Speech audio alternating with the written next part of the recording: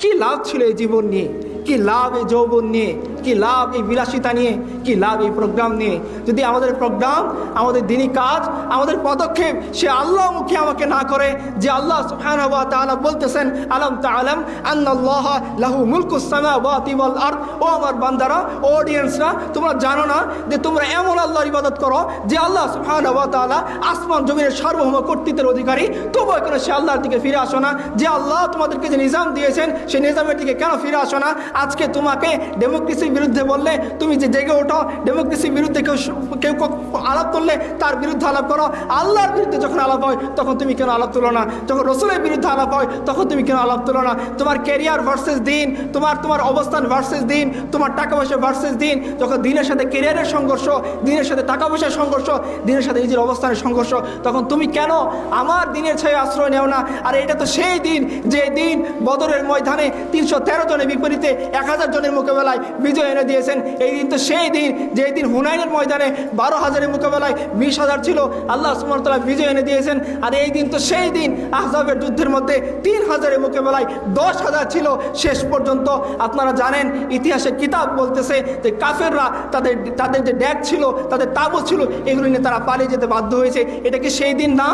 এটা কি সেই রব না যে রব বদরের ময়দানে বিজয় দিয়েছেন, যে রব আমাদেরকে হুনাইনের ময়দানে বিজয় দিয়েছেন, যে রব ফতে মক্কা দিয়েছেন, যে রব আমাদেরকে ইয়ারমুকের যুদ্ধে বিজয় দিয়েছেন, যে রব আমাদেরকে এমন শক্তি দিয়েছেন? কোন শক্তি? চলেন ইতিহাসের পাতাকে জিজ্ঞাসা করেন। রাসূলুল্লাহ সাল্লাল্লাহু আলাইহি ওয়াসাল্লামের সাহাবী সাদ ইবনে আবি ওয়াক্কাস রাদিয়াল্লাহু আনহু, তিনি যখন সমুদ্রের মধ্যে দাঁড়িয়ে গিয়েছেন, দরিয়ার মধ্যে, দাজলা নদীর মধ্যে, তিনি জিজ্ঞাসা করতেছেন, ও আমার সঙ্গীরা, তোমরা কি চাও? এই যে আল্লাহ সুবহানাহু ওয়া তাআলার দিন সেটা এই পর্যন্তই সীমিত হয়ে যাক, নাকি দরিয়ার ওই পাশে নিয়ে যাব?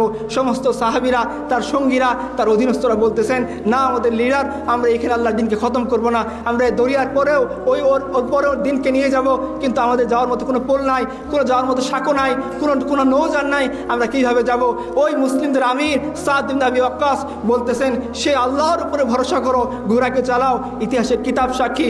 না না না, আমি কোনো বানোয়াট কাহিনী আপনাদেরকে বলতেছি না, আমি কোনো টিভি সিনেমার গল্প আপনাদের সামনে বলতেছি না, আমি হুমায়ুন আহমদের লেখা কোনো উপন্যাস আপনাদের সামনে বলতেছি না, আমি সেই কাহিনী বলতেছি যে কাহিনী নবী মুহাম্মদ রাসূলুল্লাহ সাল্লাল্লাহু আলাইহি ওয়াসাল্লামের সঙ্গী তার উম্মতের সাথে ঘটছে। তারাও উম্মত, আমরাও উম্মত। কান খাড়া করে শুনি সেই ঘটনার শেষ বিন্দু কোথায় গিয়ে দাঁড়ায়। রাসূলুল্লাহ সাল্লাল্লাহু আলাইহি ওয়াসাল্লামের সাহাবীরা যখন তারা সেই ঘোড়া নিয়ে দাজলা নদী পার হয়ে গেলেন, তো দেখা গেল ঘোড়ার একটা খুরও সে দাজলা নদীর পানিতে ডুবে নাই। আল্লাহ সুবহানাহু তাদেরকে পার করে দিয়েছেন। ইকবাল সে কথাকে স্মরণ করে বলেছেন, দাস্তো দাস্তে দরিয়া ভি না ছোড়ে হামনে, বেহের জুলমত পে দৌড়া দিয়ে ঘোরে হামনে। আরে জমিন তো দূরের কথা, আমরা তো পানিকেও ছাড়ি নাই, পানির উপরে আমরা ঘোড়া দৌড়িয়ে দিয়েছি।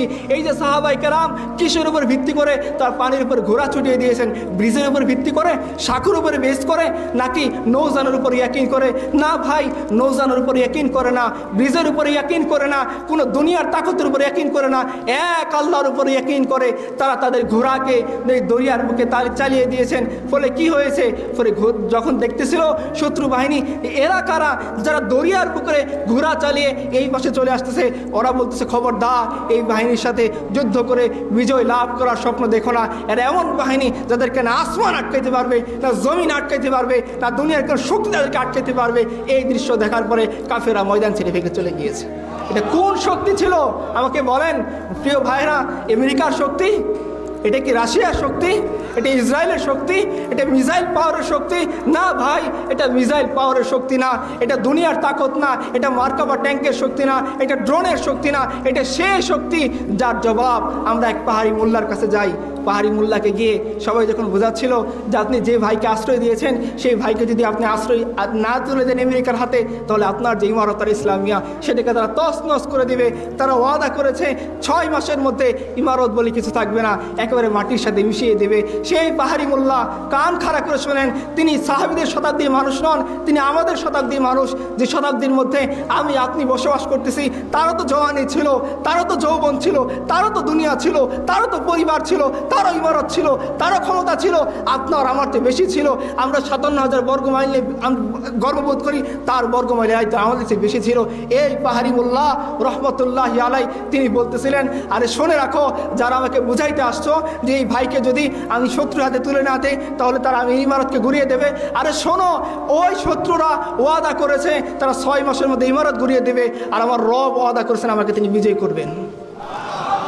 আমি দেখতে চাই কার ওয়াদা সত্য হবে। আরে ভাই, তো আমাদের শতাব্দীর মানুষ। সব কথা বাদ দেন, সাহাবায়ে কেরাম তো বহুত দূরের কথা, তাদের ইয়াকিনের সামনে যদি আমাদেরকে দাঁড় করানো হয় মিসমার হয়ে যাবে সমস্ত অহংকার। তাদের সামনে যদি দাঁড় করিয়ে দেওয়া হয় মিসমার হয়ে যাবে সমস্ত আমল। তাদের সামনে যদি দাঁড় করিয়ে দেওয়া হয় বলার মতো কোনো কিছু থাকবে না।